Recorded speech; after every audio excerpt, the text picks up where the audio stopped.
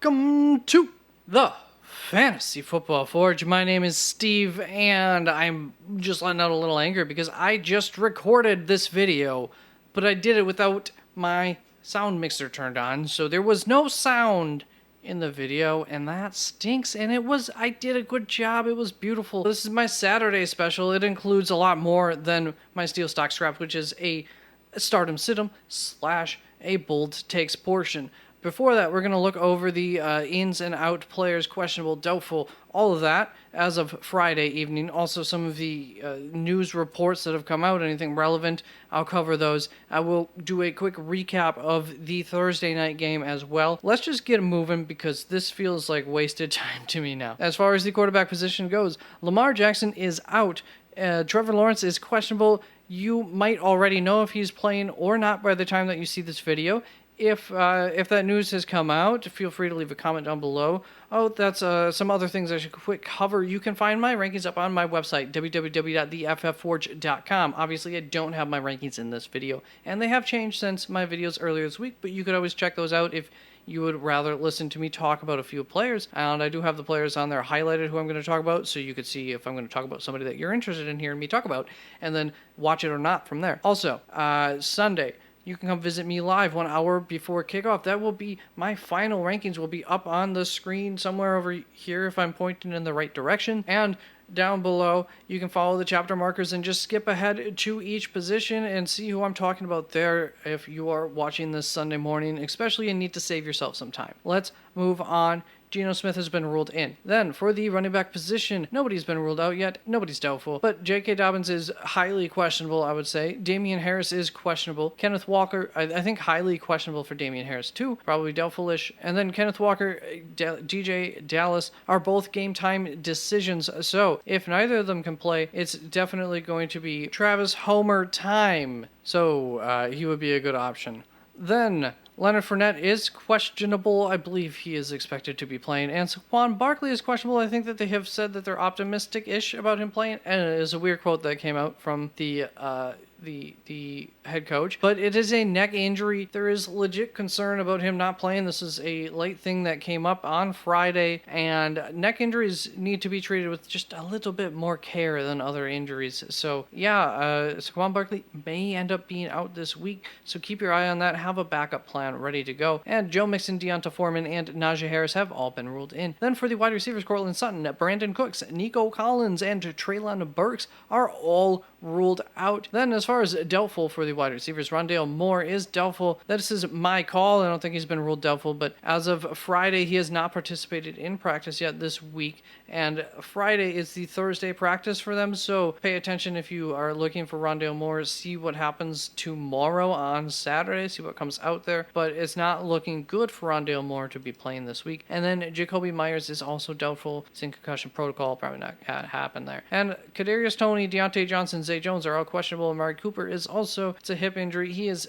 being expected to play. Him and the coach both said that. And T. Higgins and Mike Williams have both been considered in. And as far as Mike Williams goes, he is not on the injury report at all. He was totally removed from it. So I am optimistic about his health, his usage this game. I don't think that staff would risk it. So that does get reflected in my rankings, and we'll see him later on in the Steel Stock Scrap. Now for the tight ends, Hayden Hurst I have as out. He is out. He's not playing. And David Njoku is playing. Now on to the Los Angeles Rams versus the Las Vegas Raiders. What a game this was. So the Los Angeles Rams had they should not have won this game. And Las Vegas definitely lost this game in some regards throughout the second half. Like, they just came out like they didn't think that the Los Angeles Rams could score at all or something. They came out so flat. What a disappointing second half for them. Since I'm already down here talking about Las Vegas, Matt Collins and Foster Moreau continue to be high ceiling, low floor guys who are gonna, hit the floor more often than not. So as far as the Rams go, there were some things that we're gonna want to keep our eyes on this, like, next week.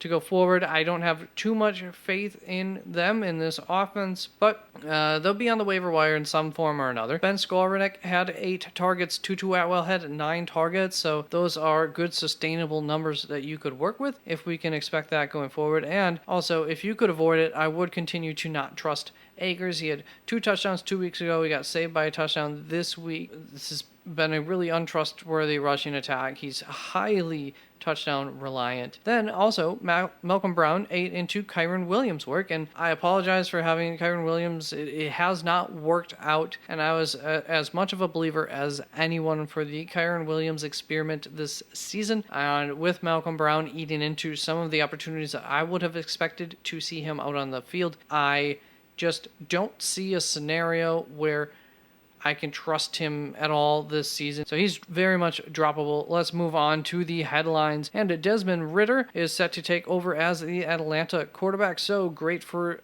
not great. We don't know for sure for Drake London. Hopefully that's better for Drake London. Things may not be better under Desmond Ridder. Do expect them to continue to run the ball a lot. And hopefully that trend that we already started last week with Drake London will continue with Desmond Ridder. And there will be more targets for Drake London going forward. That would be great. Maybe he could help you out. Then Zach Ertz had surgery to repair his torn ACL and MCL, and he hopes that he will be able to come back by week 1 of 2023. So that is something we will monitor throughout the offseason, but also don't forget that if you don't pay much attention throughout the offseason as far as Zach Ertz when it comes to draft day. Then James Washington is set to debut this week for Dallas, and he did really good in my projections that I did in the offseason. Then Nick Bosa may be out. That would definitely be helpful for the Tampa Bay wide receivers, not so much for their running backs. And also Jacksonville waived Darrell Henderson, so he's looking for a new home again. And the Los Angeles Chargers are going to be a bit banged up this week, especially in their secondary, and this would be better news to work off of, except they're going up against Miami, so you're playing those Miami receivers, and Baker Mayfield is going to be the quarterback going forward. Pretty obvious thing there, but it is official. Time for the Steel Sock Scrap portion. This is a stardom, situm / a bold takes. Why is that? Because I'm starting off with how different I am from the ECR. That is the expert consensus ranking from fantasypros.com, the website. I take those, I find out how different my rankings are from them, and that is where I begin my search for who I'm going to put as my steals, guys who I'm much higher on than the experts, and my stocks, guys who I'm much lower on. I don't just blindly pick the biggest difference, but that's inherently makes this a bit of a bold takes portion, and that is something to remember, that these are bolder takes here. This isn't a straight stardom situm. I look to avoid those names that you see on stardom situm lists, that it's like, no crap, I'm going to start that guy. One other thing that we will see here, I also have a DFS value play based on FanDuel pricing for each position that I will give you for the next week, and I will be grading myself on all of these, my steals, my stocks, my scraps, at each position, and my value play from last week. I try to stick to a good, mixed, bad, because I have 2 guys, so mixed would be I did good and I did bad on one of them.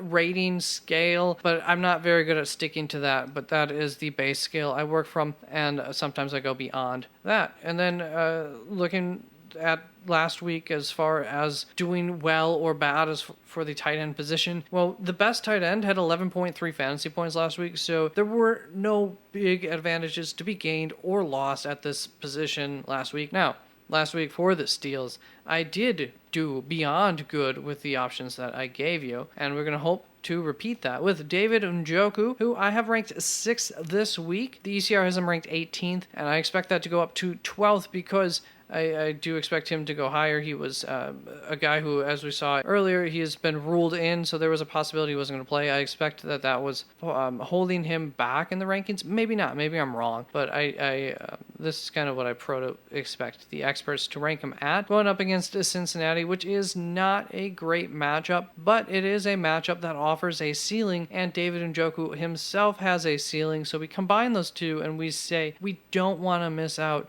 on a big David Njoku game, and as we know, tight ends suck, so why not take a shot on a guy who could do it? Then Gerald Everett, I have ranked 5th. The ECR on him is 8th, going up against Miami. Miami is the 3rd best matchup in terms of fantasy points over the past 6 weeks at the tight end position. I do have some concerns in general going forward for Gerald Everett, with Keenan Allen being back, and then the possible return of Donald Parham Jr., who may be back this week, and if he is back this week, I might move Gerald Everett back like a spot or 2, but just in general moving forward, have some concerns for him as far as like a top 5 guy like I have him ranked this week. For now, We like them. On to the stocks at the tight end position. And last week, my advice was no bueno. We're going to look to redeem ourselves this week. Starting off with Daniel Bellinger, who I've ranked 14th, 3 spots ahead of the ECR. The ECR is 17th, going up against Philadelphia. So we're both saying that he's a pretty solid-ish option this week against Philadelphia. Philadelphia is not a great tight end matchup, but just like with really Gerald Everett too, but just like I said with David Njoku, even though they're not great matchups, I like games that a lot of points are going to be scored no matter how good or bad the matchup is, because that always gives an opportunity for a touchdown, which is worth a heck of a lot more than yards. And beyond that, especially this week, if Saquon Barkley were to be ruled out, Daniel Bellinger is then a top 2 receiving option in that offense, and right now he's a top 3 receiving option, I believe. Daniel Bellinger should be good going forward, and there's a chance this week that he could have a good game as well, because there should be some opportunities. Then Hunter Henry, I've ranked 13th. He's on him as 11th. Going up against Arizona, we both, experts and I, have him ranked higher than we normally would. And the reason for that is because Arizona is the single best matchup for tight ends on pretty much any scale that you want to look at. Arizona sucks against the tight end position. So hopefully Hunter Henry, not the most trustworthy of tight ends, can come through in a really good matchup. If you're streaming tight ends, he's a good option this week. Then for these scraps, I went 1 for 1, but not in a good way. It looked pretty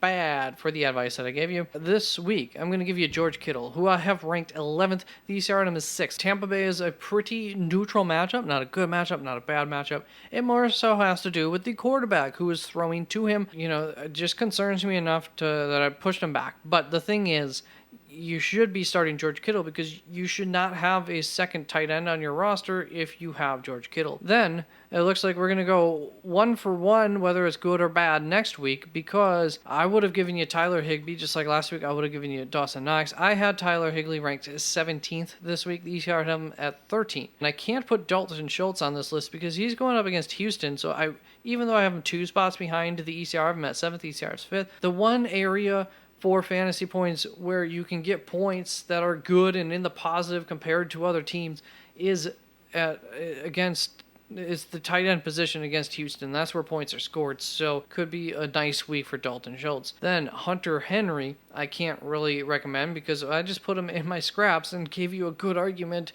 for him as a streamer, so why would I have him down here? Just the one guy here, George Kittle.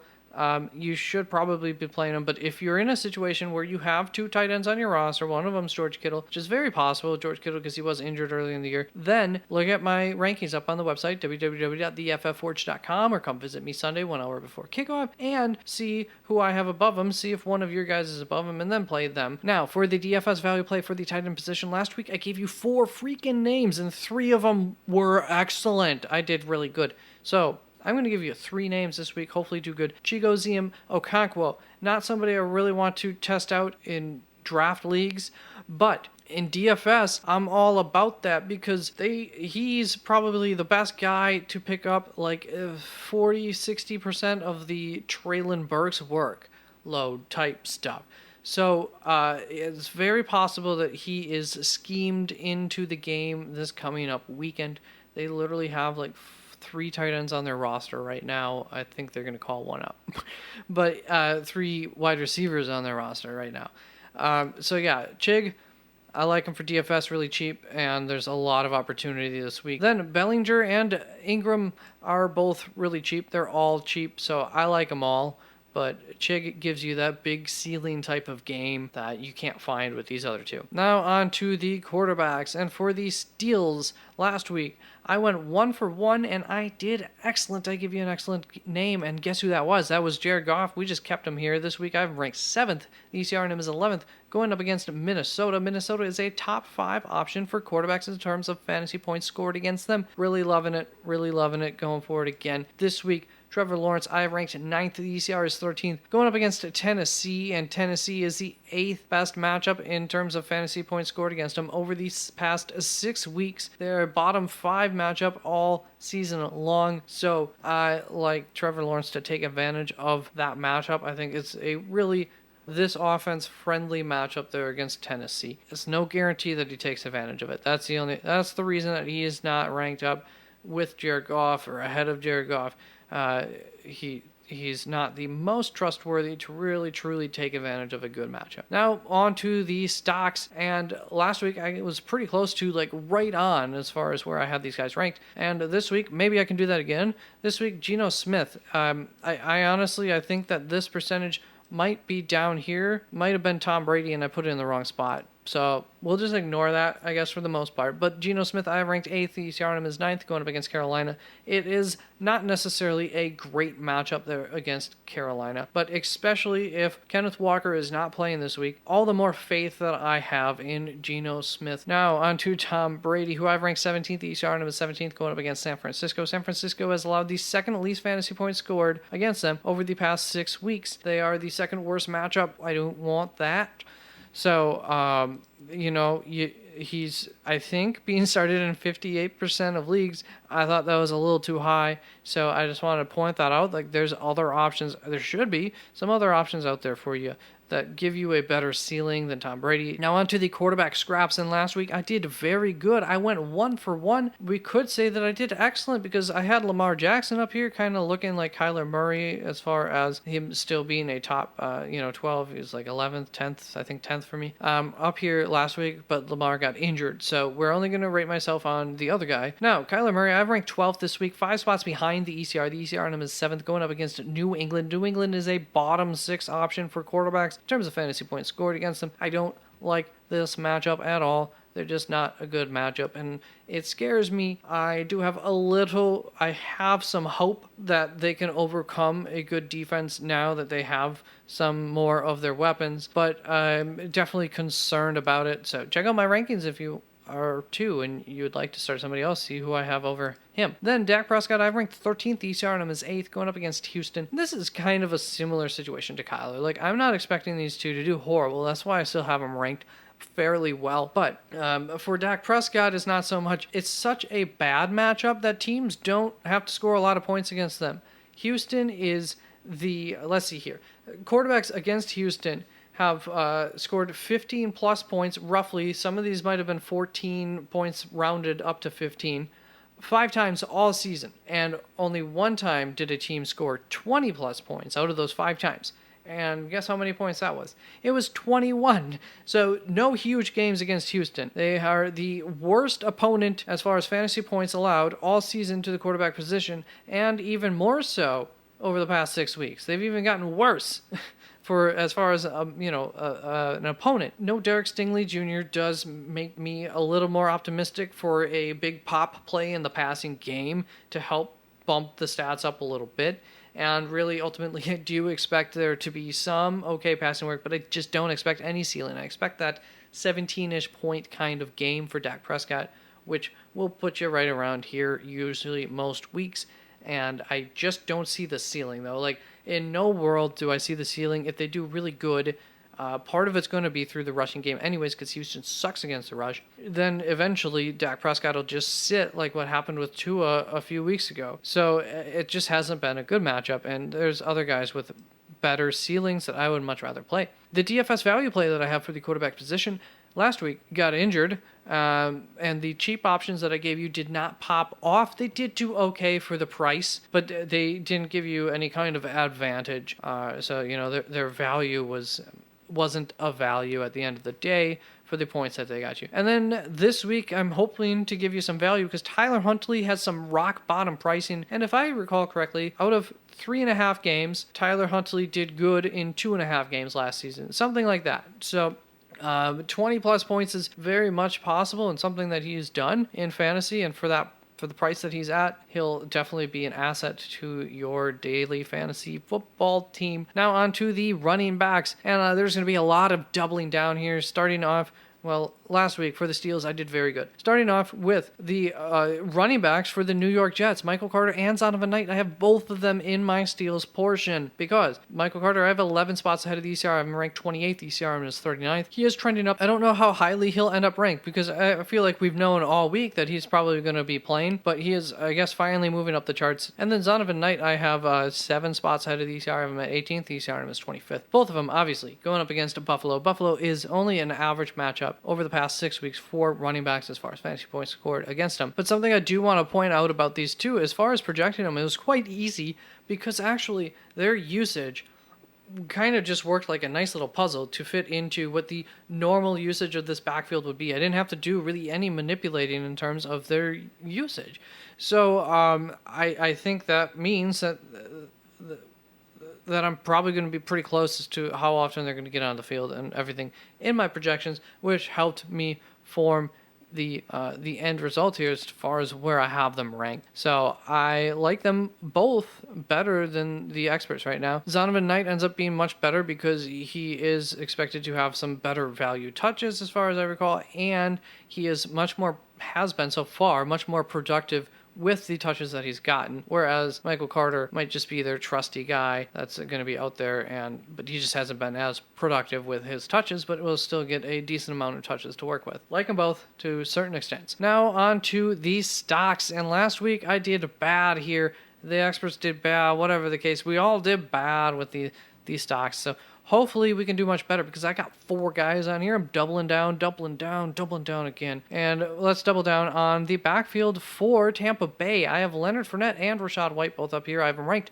25th and 26th. The ECR has them ranked 26th and 24th, respectively. Going up against San Francisco, which is the single worst matchup for running backs. It's not a good matchup. So why do we all kind of like them, even though they're splitting the workload there? Well, let me tell you why. Because they are going to get the ball thrown to them at least a combined 9 times, but probably a combined like 14, 15 times between the two of them. If Leonard Fournette does not play in this game, Rachaad White is a pretty close to a smash play. Not quite, because you do have to respect the fact that San Francisco has been really good against running backs as far as fantasy points scored. Now, the main advice here is if you're a non-PPR, don't like these two so much. They are flex options, but not really great ones. If you are in full PPR, I would push these two both up into the back end of starting territory. They would be both decently solid options because I do expect there to be a lot of targets for the running back position, for the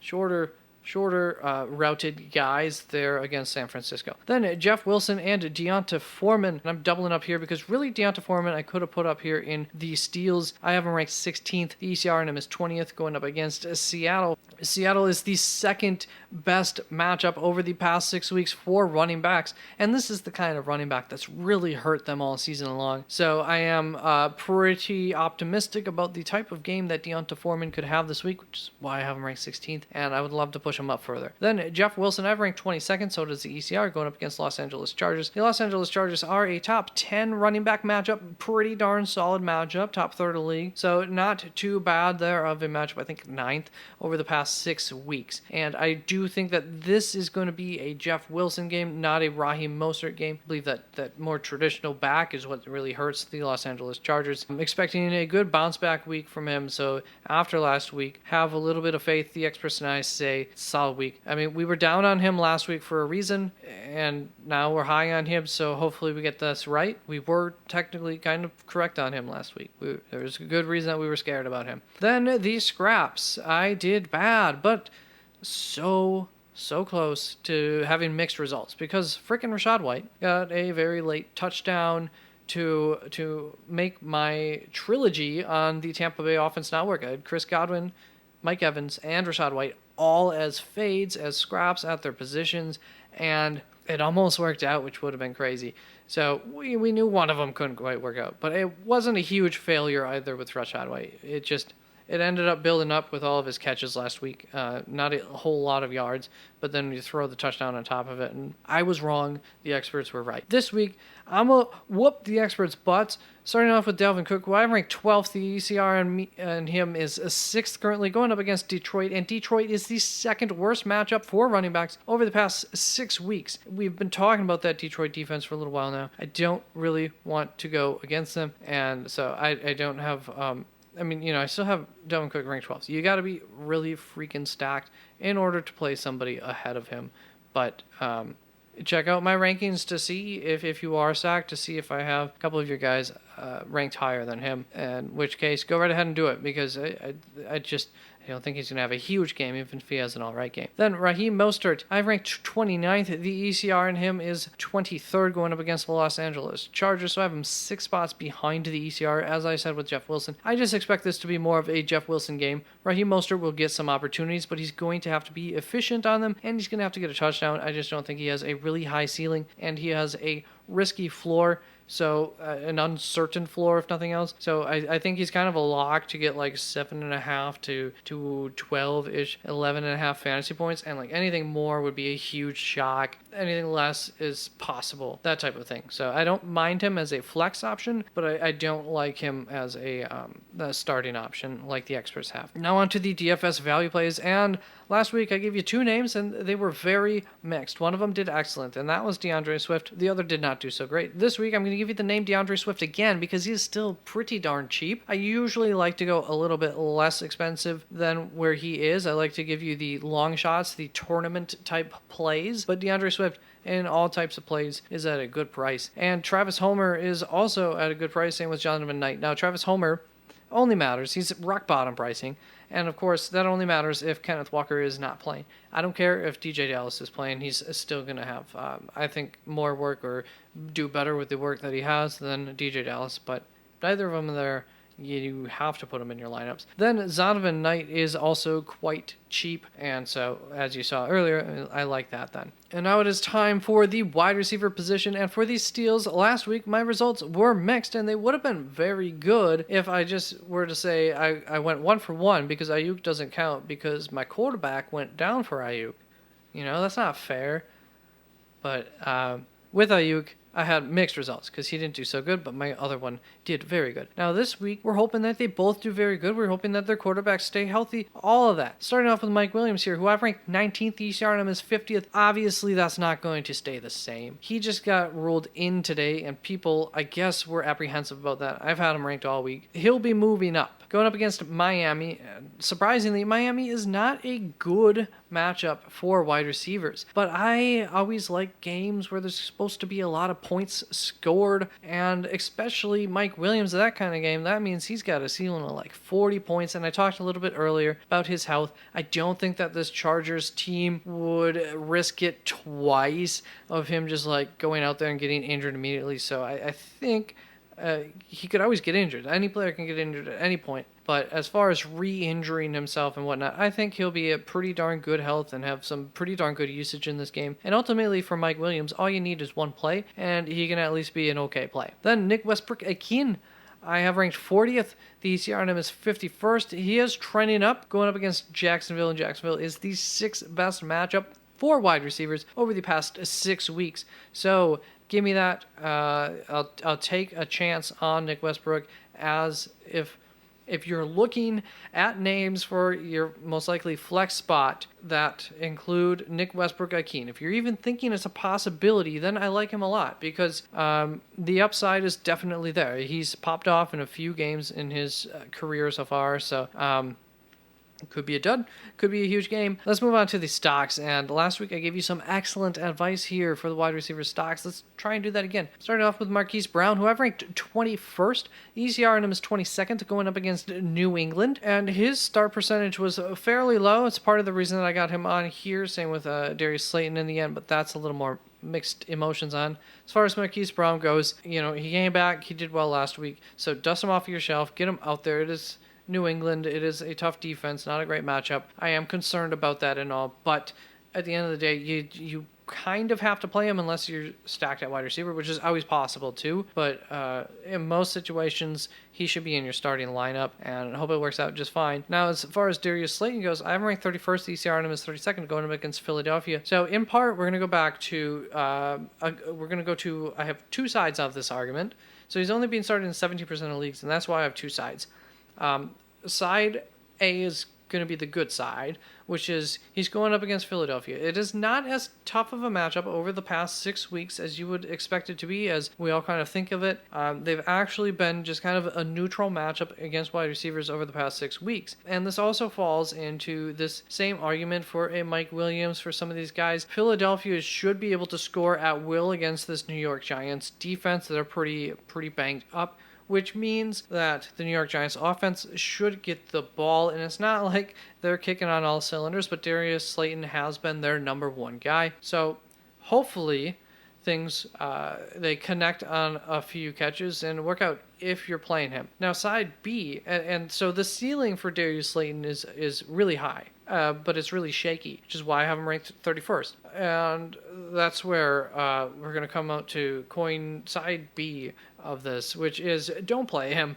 I have him at 31st. He is a option for you at your flex if you're looking for a ceiling, is the best way to say it. It's a shaky ceiling, but it is a ceiling. He is the number one target on that offense. So in a game where they could even be seeing the second string Philly defense throughout the fourth quarter, and I doubt that Darius Slayton would be sitting for most of that. So I don't like him, but there is quite a bit of upside potential. Now on to the scraps for the wide receivers. And last week, I gave you some excellent advice on two.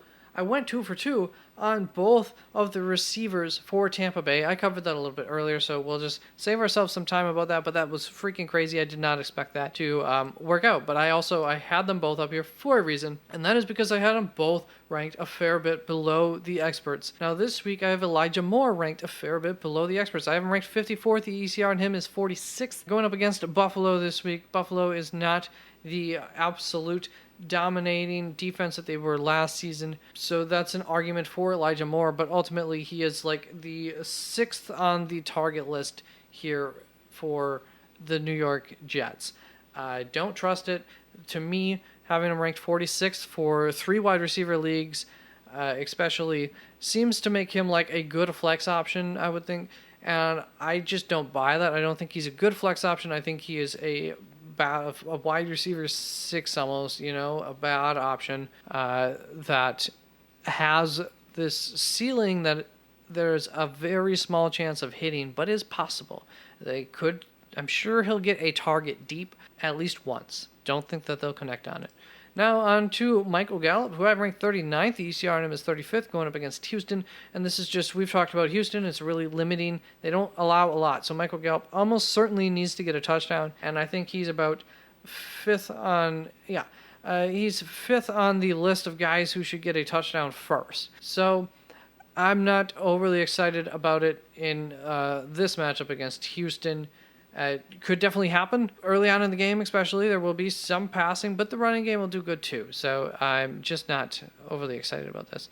Let's move on to the wide receiver DFS value play. And last week I did bad. Hopefully we don't follow that up this week with DJ Shark, who is my DFS value play for the wide receivers. For the running backs, I have given you DeAndre Swift as my number 1 pick.